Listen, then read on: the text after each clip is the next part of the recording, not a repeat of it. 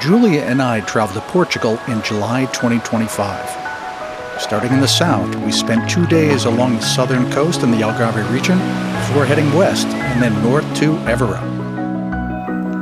A day in Evora, then 3 nights in Lisbon, visiting Sintra and the downtown historic sites.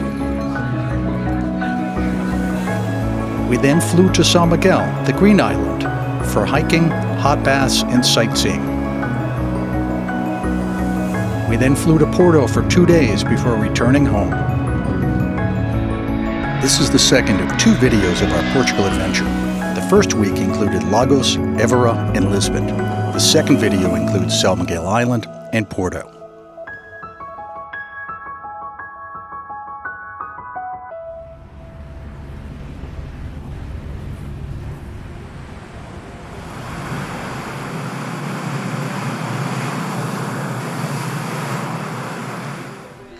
We flew from Lisbon to Sao Miguel's Ponta Delgado airport.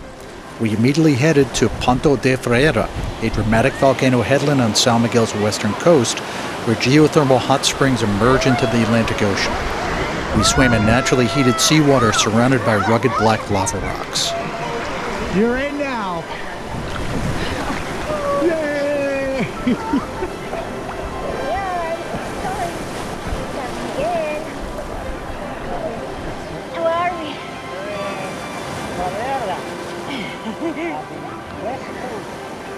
Sao Miguel Island.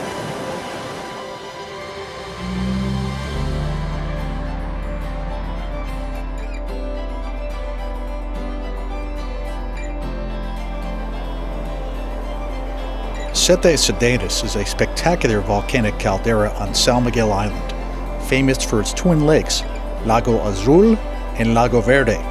Surrounded by lush hills and dramatic crater walls, the area offers breathtaking viewpoints, scenic hiking trails, and charming villages, making one of the Azores' most iconic natural wonders.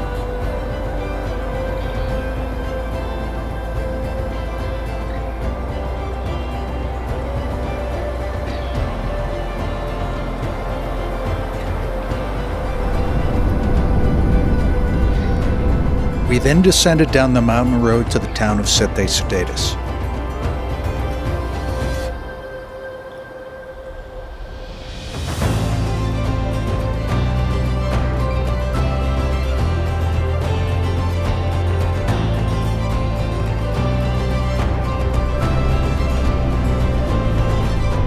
We drove across the bridge which separates the blue and green lakes as we headed to the town of Sete Cidades.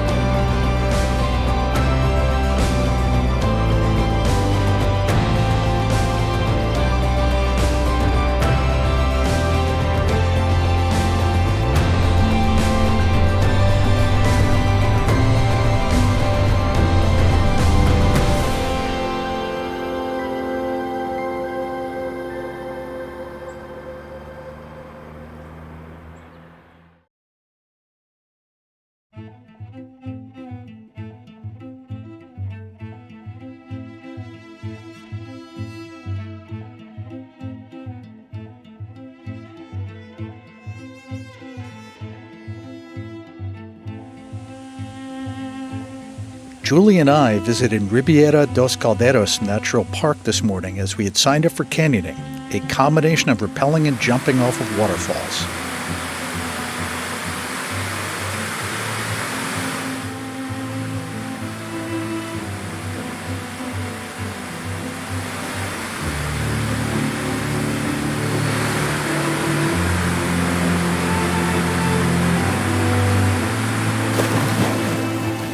This lush park is one of the Azores' most beautiful natural areas, featuring cascading waterfalls, clear streams, dense subtropical vegetation, and historic watermills. Walking paths wind through a landscape of ferns, hydrangeas, and native forests.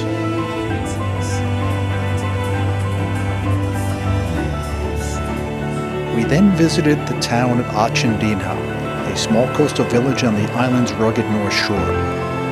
After lunch, we hiked the PR21 Pedra das Alminhas hiking trail, taking us to the ocean, then through lush green hills and farmland.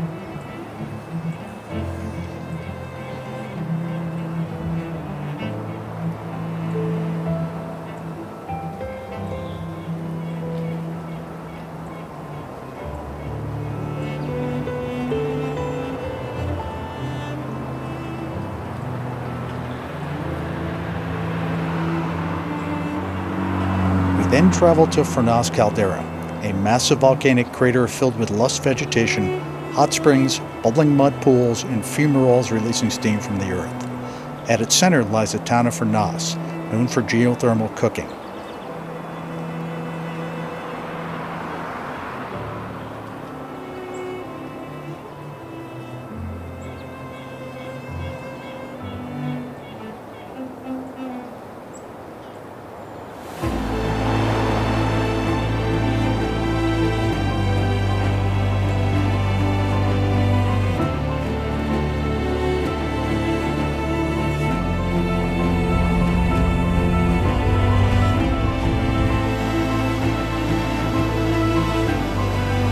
Water hotter than 140 degrees F courses through waterways downtown, evidence of the volcanic activity in this caldera.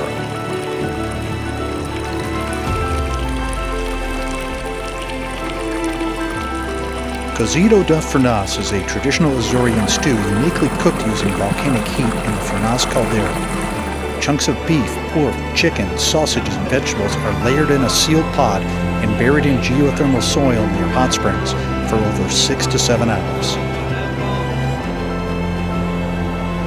We ended our day at Marina de Villafranca de Campo on the southern coast. Our planned kayak trip tomorrow to the islet was canceled, but we'll be back tomorrow to make a new plan.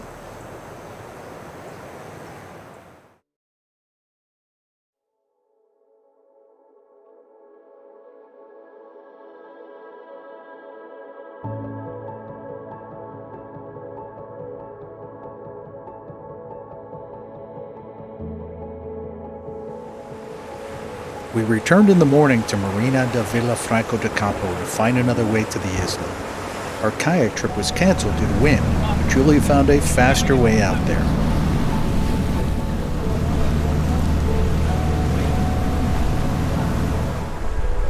The island is a small, nearly circular volcanic islet formed by an ancient submerged crater.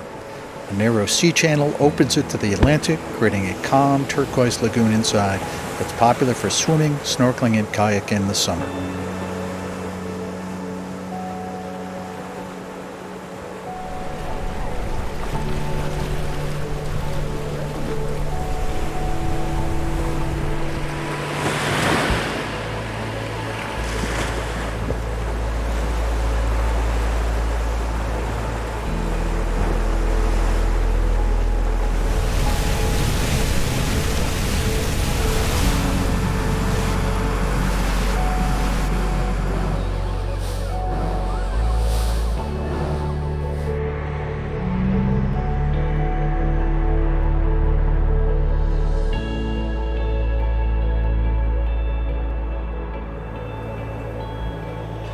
We then drove north to Chac Goriana, Europe's oldest continually operating tea plantation.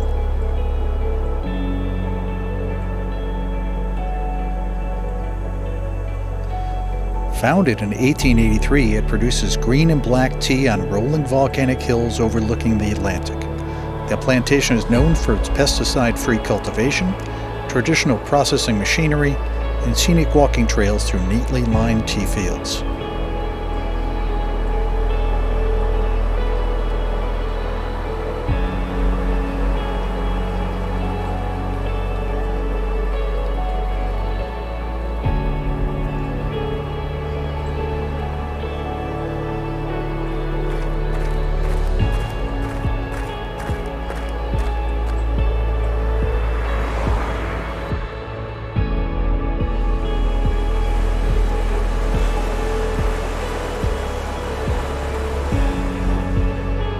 In the late afternoon and evening, we walked from our Airbnb to downtown Ponta Delgado.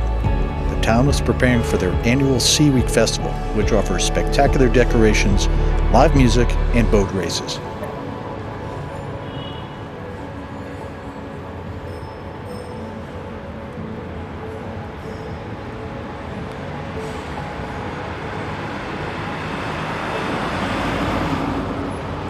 Unfortunately, we leave tomorrow for Porto, so we will miss the festival this year.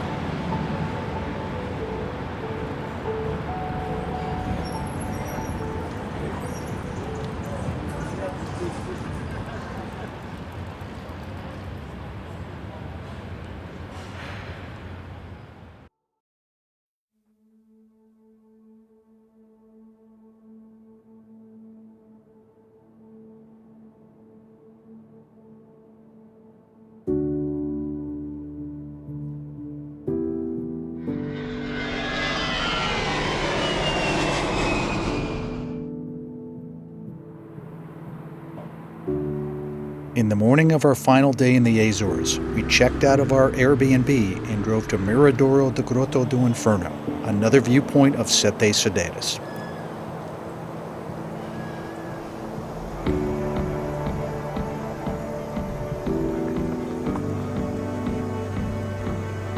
We walked out towards the viewpoint, but we were completely in cloud cover.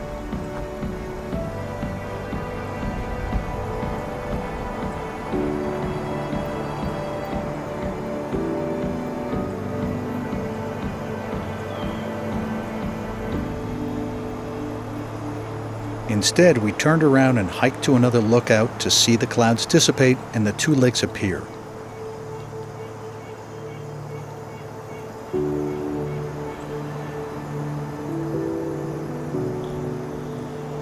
We returned to the lookouts to enjoy the spectacular views.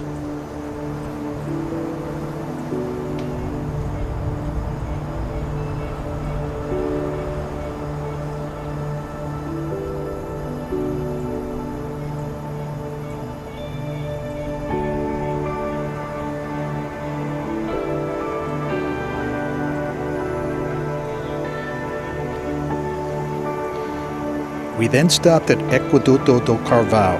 The historic aqueduct was built in the 19th century to channel water from the volcanic highlands into Ponta Delgado.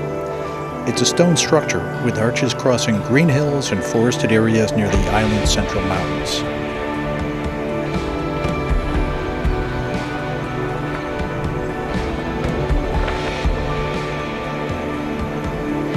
Close nearby is the Muro das Nove Helenas, or Wall of the Nine Windows, another segment of the aqueduct.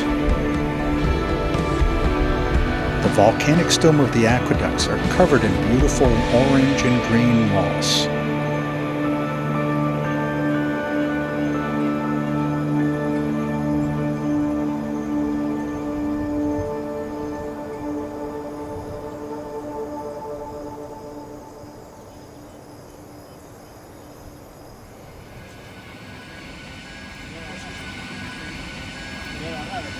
Why? Because she's not charged extra for a bag on this trip.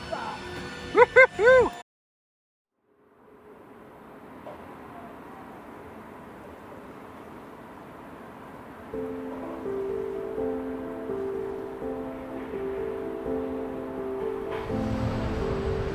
We awoke in the historic city of Porto, located along the Atlantic coast in northern Portugal.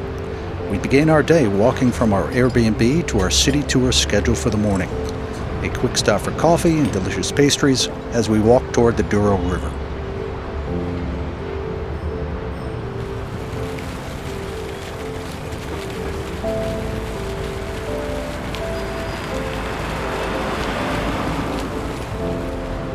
Our tour took us past many historical sites, including the Porto Clerigos Tower, Porto Cathedral, Dom Luis Bridge, and Livraria Lello Bookshop.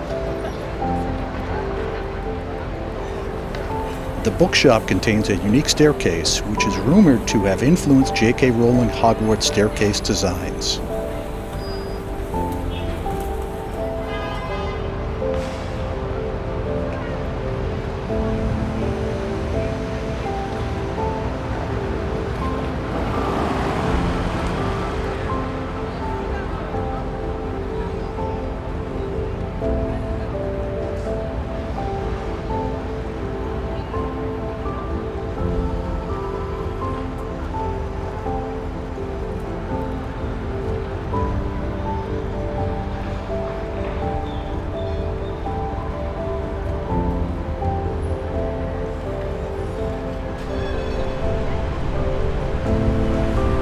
After crossing the Dom Luis Bridge, we took a cable car to the jetty, where a boat was waiting to take us on a cruise on the Douro River.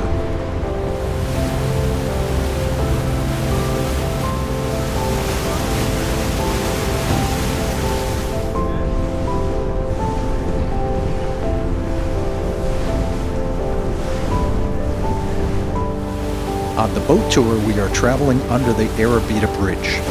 Early this evening, we will climb the understructure of the bridge for a sunset view of Porto.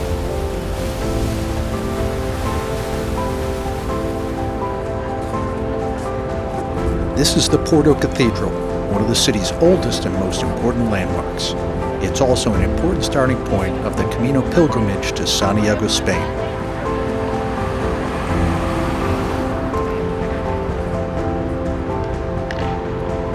We returned in early evening to the Arribida Bridge for our sunset climb.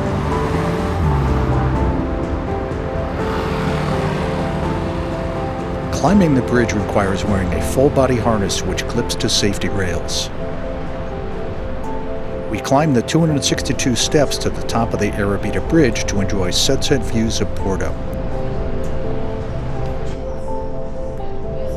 We celebrated with small chocolate cups of wine in the dying light.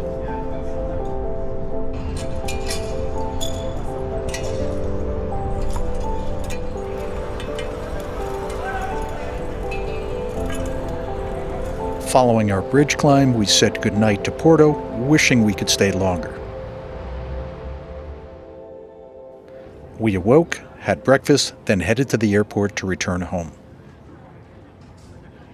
Portugal was a wonderful vacation experience. The locals were very friendly, the history rich and interesting, and the landscapes spectacularly beautiful.